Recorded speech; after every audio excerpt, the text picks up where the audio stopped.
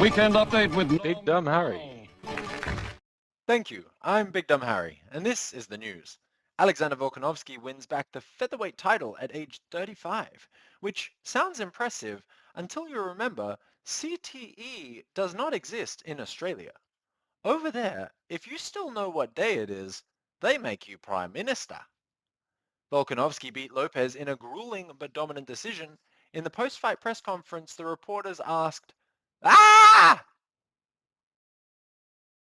Paddy Pimblett finishes Michael Chandler and licks Chandler's blood off his gloves, starting his post-fight eating binge a little early.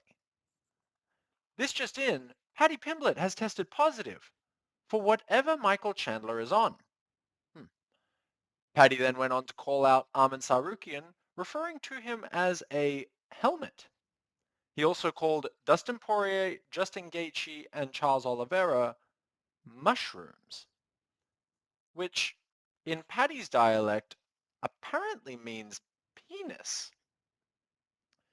Experts say it's also how he processes fear, by screaming food-shaped genitals at men who could kill him.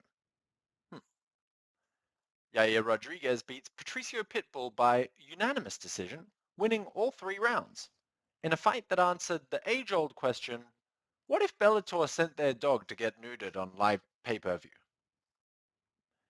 John Silva is now 5-0 in the UFC and 1-0 against the Lord's Children.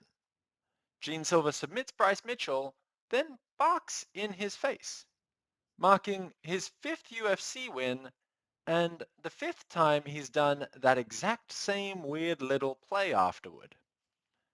Experts say it's part of a routine he's been performing since 2023, titled Emotionally Unstable Marley and Me, Volume 5. Dominic Reyes is back, knocking out Nikita Krylov in the first round. He's now on a 3-fight KO streak after losing 4 in a row, 3 of them by brutal knockout. Experts say it's one of the greatest comebacks in UFC history, and also proof that if you get knocked out enough, eventually your brain will forget that it's broken. Good to know. This week's fight announcements. Jamal Hill versus Khalil Roundtree Jr. has been rescheduled and will headline UFC Baku on June 21st. Because when you think Jamal Hill versus Khalil Roundtree, you think Azerbaijan. This will mark the first time in history the 2 men will fight in a country that neither of them can spell. Gilbert Burns versus Michael Morales will headline UFC Vegas 106 in what the UFC is calling a high-stakes welterweight clash. This just in, nobody cares. While announcing the fight, Dana White said, if you don't know, good. Benoit Saint-Denis versus Joel Alvarez is set for UFC 315 on May 10th, per the UFC broadcast. Benoit Saint-Denis is getting Joel Alvarez next as part of the UFC's ongoing Let's See If This Kills Him program. In other news, Yair Rodriguez and Diego Lopes erupted at each other during the pre-fight press conference, with Yair accusing Diego of jumping his friend Marco with 10 people. And honestly, at this point, I think we're all just pretending to know who Marco is, or care. Peter Yan calls out Umar Nurmagomedov for a fight in Baku or Abu Dhabi. And the UFC has confirmed if they do fight, they will be fighting in a full-sized cage, not a playpen.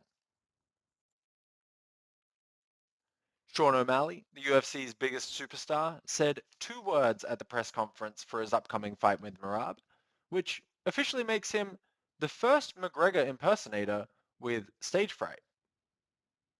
When asked if he had Dana White privilege, he said, "Thanks, Dana," and then stopped. Because apparently O'Malley's personality is pay-per-view only. Interesting. Adesanya and Usman sparred at Killcliff FC this week, which is what happens when you lose the belt and still want someone to film you moving in slow motion. A combined 70 fights, and now they're doing TikTok karate in Florida. Mike Perry has called out Darren Till and Dylan Dennis to join something called Dirty Boxing. So basically it's just three guys who don't fight forming a fight league. And that's the news.